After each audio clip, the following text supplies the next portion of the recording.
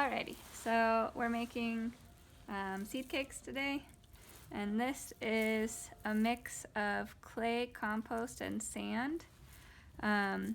So you can just use soil out of your backyard if you have probably at least maybe 20%, 15-20% clay content, and then you're going to want to add another roughly 30% sand or other aggregate so that they hold together.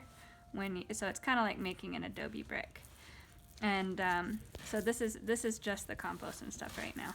And if you kind of form it into a ball, you don't want it to be like sopping wet. You just want it to be kind of like easy to move, and like if it doesn't hold together in a ball like this, then you need to add more clay. And if it holds it together in a ball like this, but it feels like modeling clay, then you probably want to add a little more sand. And I just add the compost to it too, so that it adds a little bit of extra nutrients for the seeds. So next I'm gonna go ahead, this is my container of seed. So I've got all kinds of seed in here. All of these in here, and then I'm gonna go ahead and mix that into the clay.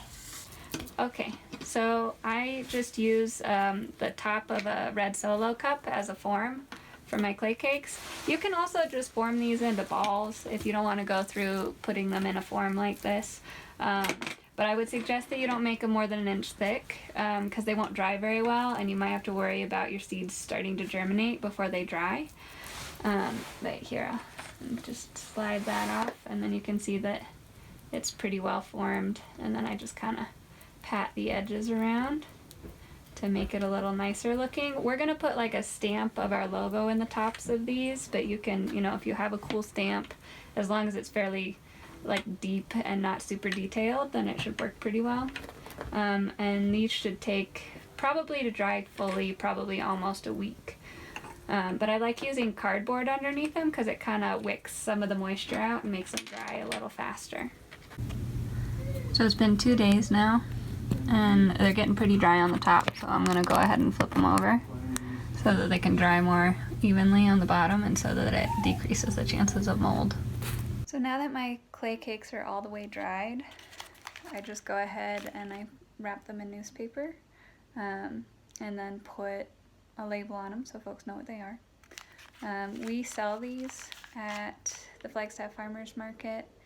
We'll be selling them at the holiday sale on December 3rd, 2022. And we sell them at the local Flagstaff CSA during the spring and summer.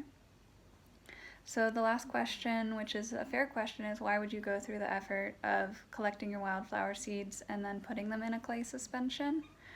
The main purpose of it is for easy distribution and protection.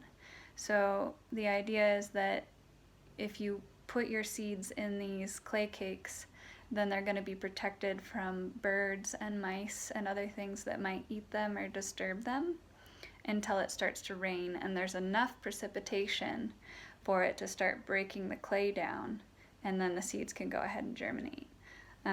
Another benefit, since you know that I did go ahead and put compost in my mix, but clay itself also, especially if you use like the really mucky stuff from an area that has like the bottom of a pond or something, it's gonna be really rich in nutrients that can help those plants get going early on. And then the last reason is just that it's a fun project for kids, or a good way to give seeds as a gift that makes it so that spreading the seed is a little bit more accessible for people that are a little bit nervous about how they should go about spreading their wildflower seed. It's a really nice option to just either make those little round clay bombs or go ahead and make clay cakes, and they know, all they have to do is either break it up or just throw it out, and they can expect, hopefully, to get some wildflower seeds to germinate that way, as opposed to them having the expectation of doing a lot of prep work ahead of time. So a final note is that it's important to remember that if you are collecting wildflower seed, you can get a lot from a very small space, but make sure that the area that you're collecting from has given you permission to go ahead and do that seed collection. It's a really great way to start gradually and passively introducing native species into your yard, especially if you're doing like a rewilding project or if you're trying to support pollinators.